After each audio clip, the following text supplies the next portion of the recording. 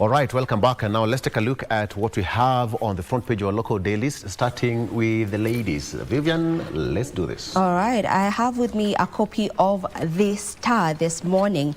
And just to let you know what is in The Star, what they're covering today, on the main page, we have Kenyans feel the pinch as family burden intensifies. That is a story that is on page 4 to 5. And it says that an average breadwinner in Kenya supports up to 12 dependents.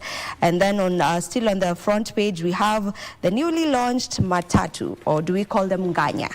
Yes, the newly launched Nganya that is Mood. So it's right there on the front page. And the Mood Matatu has NTSA's approved custom number plates, 26 bucket seats with cup holders and charging ports, installed air-conditioned unit, push to start ignition, backup solar power, and cockpit DJ decks. The vehicle's launch happened at KICC. And then another story, weak link in Gen Z United Front, no clear demand. That is from Wycliffe Muga. And then if I may go in to page 4 and 5, where it says breadwinners paying as dependency ratio goes up in tough economy. Now, there's just put an outline just stating how things may be looking at the moment, and it shows that 1.2 million people have been pushed out of formal jobs per year since the year 2020. 83.2% of pensioners in Kenya still have dependents. And then we have young people aged 18 to 24, and those over the age of 25, most of them still depend on retirees. And then we have 34% of Kenyans have maintained the same income levels as in 2023. Only 22% are earning more. 46% of Kenyans belong to the so-called sandwich generation, and then 78% of Kenyans have seen their earnings decline since the year 2020, and then the dependency ratio has increased from 1.5 to 1, from 1:5 rather, to 1:12 since the year 2020. So economic tough times right there. That story is clearly put out on page 4 and 5, so you can get a copy of The Star and get to read into that. Then we also have share prices rally as directors increase stake in listed firms. The top managers trend is inspiring hope about future of the company. And then another story here, we have Phoebe Asio, the woman who opened doors for gender balance. As the country comes to terms with the loss of Phoebe Muga Asio, who passed on peacefully in the USA, many recall with awe her immense contributions as a matriarch, whose brave resolve to have women get a significant voice is viewed with satisfaction. So there's a story of the late Phoebe Asio on page 2 of The Star. Another story right here on The Star, we have financial discipline key to long-term success for small medium enterprises, and that is a story that has been laid out on page 6 of The Star. From a roadside kibanda, Kilifi woman builds catering empire. There's a story of that woman who is inspiring women and the generation out there, and it has been put out on page 7 of The Star. There's also another story right here where mentor your kids, cops are not trained in parenting. And that is what the president mentioned over the weekend, whereby he said that, parents have the responsibility of mentoring their kids, and that story has been laid out on page 9. As I wind up on what is on the Star this morning, ODM joins battle for Gen Z vote with young captains relaunch. ODM has rolled out strategic plan to tap into the Gen Z demographic as it lays groundwork for 2027 general elections. Over the weekend, the party relaunched its Young Captains chapter, a wing within the ODM Women League comprising young women from institutions of higher learning. You can get to read that story on page 11 of the Star. And just looking at what has been laid out matters sports rather, we have perfect dry run. Sekafa 4 Nations tournament crucial in Chan preps. Harambee Stars head coach Binnie McCarthy feels the team has enough depth to contend for a major title after adjusting the roster to include new players. Now, McCarthy spoke after officially naming a 25-man squad set to represent Kenya at the Sekafa 4 Nations tournament, which will be kicking off this week in Tanzania. And the tournament will act as a crucial test for the national team ahead of the Chan Games that are coming up. I don't know what is on the Nation newspaper or the Standard. Let's go for the Standard, Mike. Yeah, indeed. What is captured on the front page of the Standard today? DCI gone rogue. This is what is on the front page of the Standard. From arresting politicians critical of Ruto administration over the remarks to accusing rights activists of terrorism, the Directorate of Criminal Investigations has veered from laughable to the outright absurd. Tasked with bringing science and professionalism to law enforcement, the agency now resembles a political hit squad that is doing the bidding of the powerful by enforcing vendettas, silencing critics and trampling on fundamental freedoms with impunity. DCI boss Mohammed Amin appears hell-bent on dragging Kenya into the ranks of pariah states so long as he keeps the ruling elite satisfied. That is what is captured on the front page of the Standard. That story is also fleshed out on page 4 and 5 of the same newspaper. It's fleshed out on page 4 of the Standard newspaper. DCI officers are being misused to settle political scores, critics say. When he was deputy president, Ruto accused the DCI of being weaponized for political gain. Now, as president, the same unit is being accused of openly targeting his opponent. Read that story on page 4 of the Standard newspaper. Rights groups decry crackdown on state critics, fault ODPP's role. That story is told on page 5. They say activist Boniface Mwangi's arrest is an attempt to muzzle government critics. They called for urgent reform on Kenya's prosecutorial and judicial system. That story is told on page 5 of the Standard. Regulator urged to delist farms abusing guards. Read that story on page 5 of the Standard. Rift Valley's political spine cracks as fairy legacy succumbs to loyalty. The region was known for producing leaders who are unafraid to challenge state. Now analysts say it has been reduced to blind executive loyalty and misogynistic rhetoric. That story is told on page 6 of the Standard newspaper. Ruto turns on the charm to woo Luhya nation. That story is told on page 7 of the Standard newspaper. The community is now visible in power circles and high-profile state jobs. A significant appointment is that of Major General Bernard Waliaula as the Kenya Air Force Commander. That story is fleshed out on page 7 of the Standard newspaper. From CJ to politics, judge who could become king. That story is told on page 8 and is talking about the former CJ, that is retired CJ David Maraga. When Maraga retired, many expected him to retreat quietly from public life following his reserved demeanor.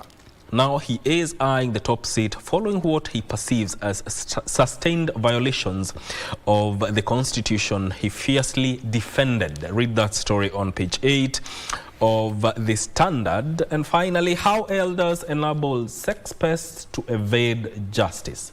That story is told on page 9 of the Standard. The family of the perpetrator engages the survivors' relatives for settlements.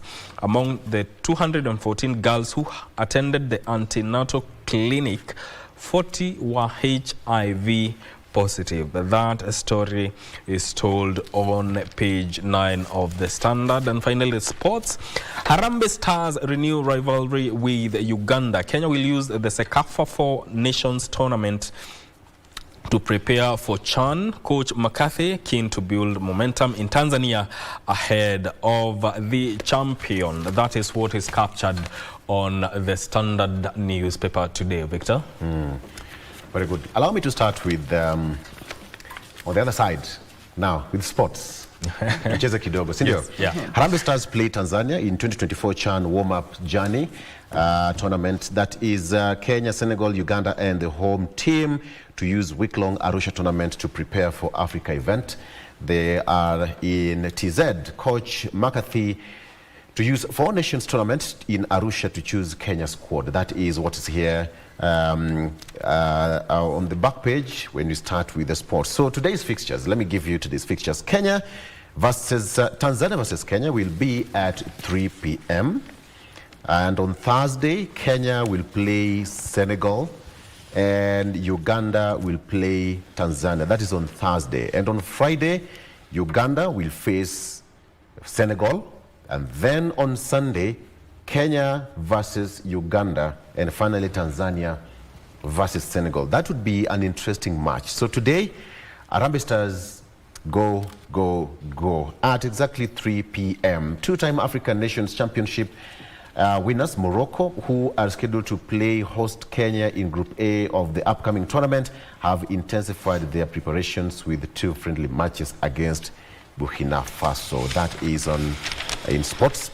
Jitters as Knock Kenya goes to polls. Death of KBF President Otula has left Cycling Federation boss Mose unchallenged for position of deputy treasurer. That is in the sports. And then again, Isaiah Ihoni, final farewell for boxer from Nakuru's famed class. He was one of the best boxers in the 80s. Way back, and now it's a farewell for the champ. Very thick. Now let's go to the front page. Raila, I'm with Ruto until 2027. That is on the front page of the Daily Nation. Raila, I'm with Ruto until 2027. That was an exclusive, interview with the NTV. Orange Democratic Movement leader Raila Odinga has, for the first time, ruled out an early political exit from the broad-based government, with the Kenya Kwanza administration declaring that he is firmly aligned with President William Ruto, at least until 2027 general election. So Raila also said that he had several proposals. One, to do away with the voter register and allow Kenyans to cast their ballots using only the identity cards. He also criticized impeached Deputy President Rigathi Gachagua as quote-unquote divisive. KDF locks meal allowance in new storm, and by the way, this is going to raise a lot of debate when this is as far as this is concerned, because voter register has been used for a very long time during elections, and now he's proposing that that should be done away with and Kenyans to be allowed to vote using their identity cards.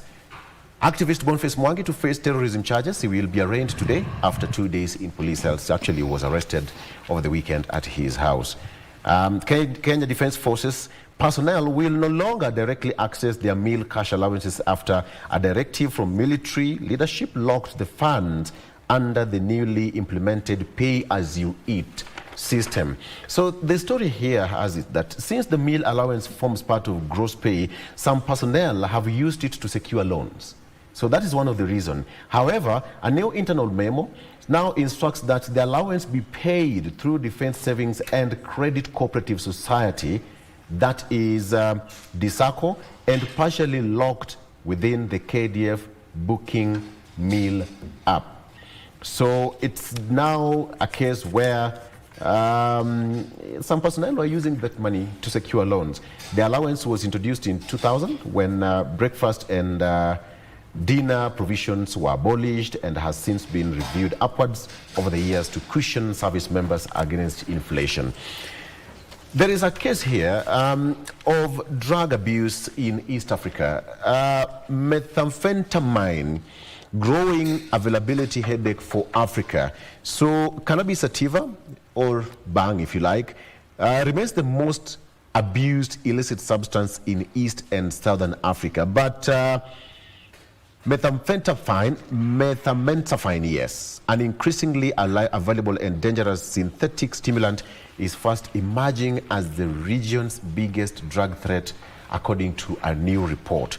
So we have to be very careful, and that's what I have it. So Boniface Mwangi will be arraigned today. His arrest has triggered sharp condemnation from civil society organizations, legal experts, and political figures who accuse the government of misusing anti-terrorism laws to criminalize peaceful dissent and suppress civic education. Let's wait and see how that will go. Now, let's talk about that story by Raila Odinga. He said that he's going to support President William Ruto until 2027. So, according to the former Prime Minister, he said that he'll continue working with President Ruto until the current arrangement, until the next polls, and will not engage in premature 2027 succession talks until the government has delivered on its promises. However, he also dropped a political bombshell likely to stir debate, proposing sweeping electoral reforms, including the abolition of the voter register and a bold call to allow Kenyans to vote using only their national identification cards. You know, Vivian and Mike, you know, in some established, you know, jurisdictions of the countries, yes, people even vote online. Mm-hmm. Yeah. You really don't have to go to a polling station and cast your vote. Yeah. Yes. I don't know whether that is possible or not possible in this country, but let me ask you, we all have money transaction apps Yes. in this country, which cannot be hacked. And in fact, it's revealed to be one of the most safe Yes. and secure apps In the entire world. in the entire world. Yeah. So for you to hack it, it's a bit of a problem. Then my question is, why not just procure such a system and help Kenyans vote? That would solve a lot of problems. Yeah. Because if you look at it, You get it? Yes. Yeah. The same way you can do an M-Pesa transaction, let's just, okay, money transaction. Yes. Yeah. You simply have your ID Yeah. and boom, money sent. Yes. So that's it. It will save a lot of time because the system that we use when Yeah. it comes to voting, you see, you have to vote at a polling station where you were registered. Yes. Yeah. Meaning if you are inconvenienced and you are not able to go to that polling station, then you cannot vote. Yeah. So in a way, it undermines your constitution. The system that we use now, in a way, it undermines your constitutional right to vote. So if we adopted whatever you're saying, Victor, to such a system, Yeah. I think things would change, and people will not even be worried about moving around to vote. Yeah. They'll be just casting votes from where they are and make their voice count Yeah. in as far as governance and leadership is concerned in this country. It would really go a long way if we got to that point, because even as you talk about matters, some being needed to travel in order for them to go to the places or jurisdictions where they are able to cast their votes, even to avoid the long queues that we normally get to witness during the voting periods, you know. And for most people, sometimes people evade going to cast their poll because it is a responsibility of every citizen above the age of 18 to do that. So most people would evade it because, well, they don't want to go and stand there on the long queues for hours and hours on end. But I don't know just how possible that would be right here in the country. I feel like it's a bit far-fetched. I don't know. I think it is possible. Who knew As that it is one at the point moment, I feel it's far-fetched. Like, what are we looking at? What are our projections in terms of the year that we would be able to do that? Okay, question is, who knew that at one point you would use the kids to vote? We did it in the last election. Much as we had our own fair share of problems here and there, network issues, some, running out of charge and all that, but we still used it. Yeah.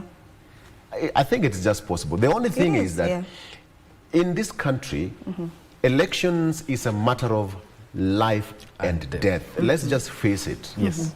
It's so chaotic.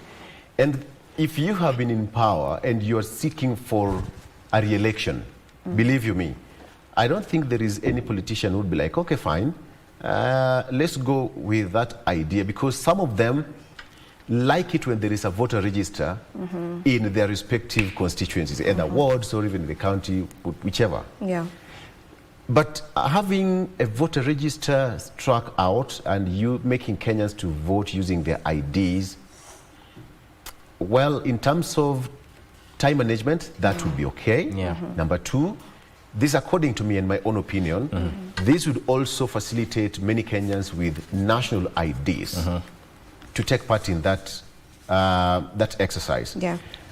But I don't know the reason why Honorable Raila Odinga is proposing the abolition of the voter register. I'm not so sure about that. Not so sure about that. If we reverted to using our national IDs, then it means there would be a period before elections that it is mandatory to verify the details of the IDs and to make sure that whatever ID that every Kenyan is holding is original, because we are living in the digital age and anything is possible. Even fake IDs do exist. Yes. But I don't think it's a far-fetched idea, really. It's something that could be piloted. 2037? Probably. I don't see it. Of course, not 2027. So probably 32. Yeah. Or 37. Yeah. What about 2027? We should 2027. We can do it. I don't think We can do it. Okay. Yeah. Let's do this. Raila unveils plan for grassroots-led national dialogue. He said, actually, dubbed the intergenerational conclave.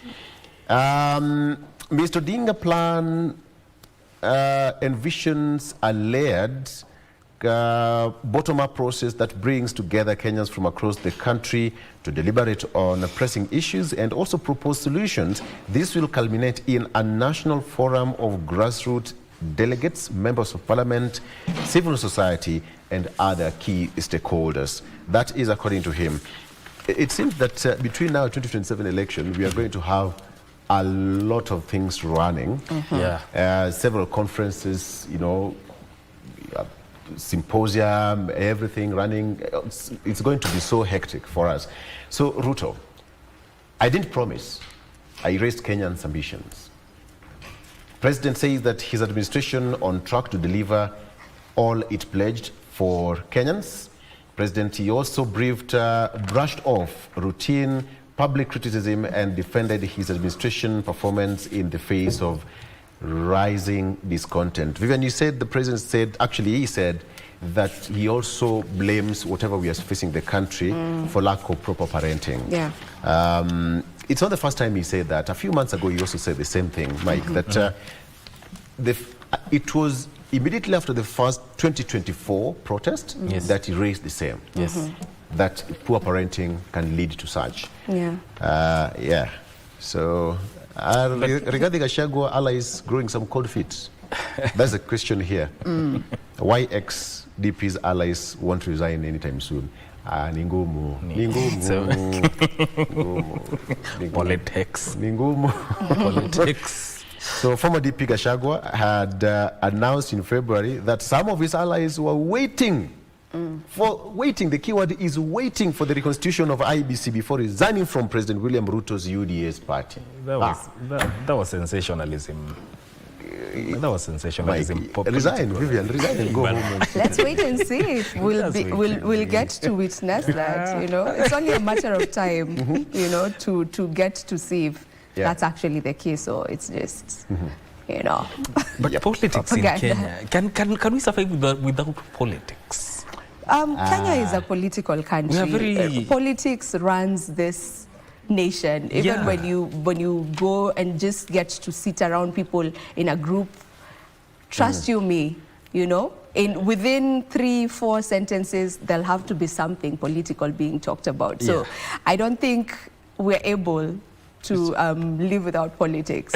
No. Unfortunately, I'd say unfortunately, because it's not supposed to be the most talked about thing or the thing that is running the nation. There are other things to talk about. Yeah, mostly it shapes the national discourse most of the time. So I think and Kenyans have become more interested in matters to do with governance, how they are governed and the direction in which the country is taking, which is why I think this is something we cannot run away from.